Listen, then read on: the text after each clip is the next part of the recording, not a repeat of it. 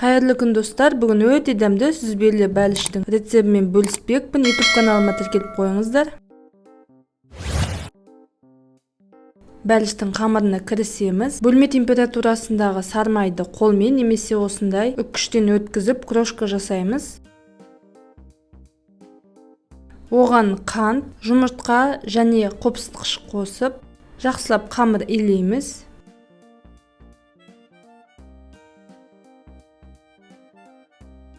Илеп болған қамырды пакетке салып, тоңазытқышқа жарты сағатқа қойып аламыз.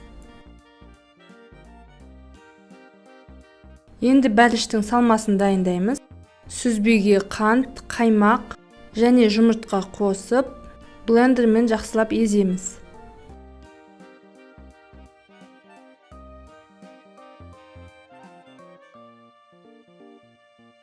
Тоңазытқыштан шыққан қамырымызды астына және үстіне пергамент қойып, оқтаудың көмегімен жаямыз.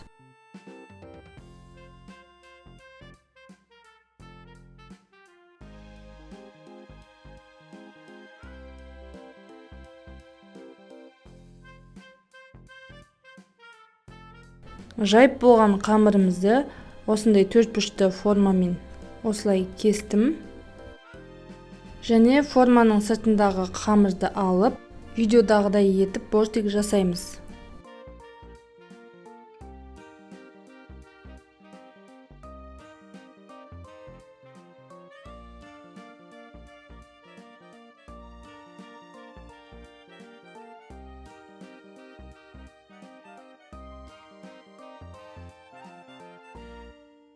Енді оған салмамызды құйып, бетін жақсылап тегістейміз.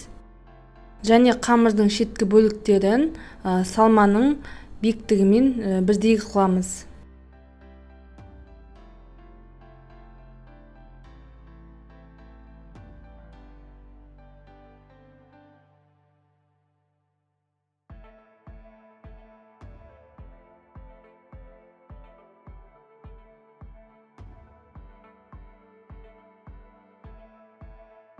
Алдын ала қызып тұрған пеште 180 градуста 30-40 минуттай пісіреміз. Өз пешіңіздің ыңғайына қарап пісіресіздер.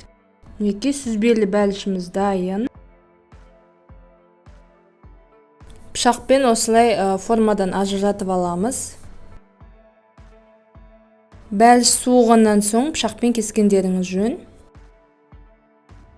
Өз қалауыңыз бойынша бетін әсемдеп дастарханға ұсынсаңыздар болады. YouTube каналыма тіркеліп, қоңыраушаны басып, все дегенді таңдап қойыңыздар. Видео ұнаса достарыңызға поделиться етіп қоюды ұмытпаңыздар.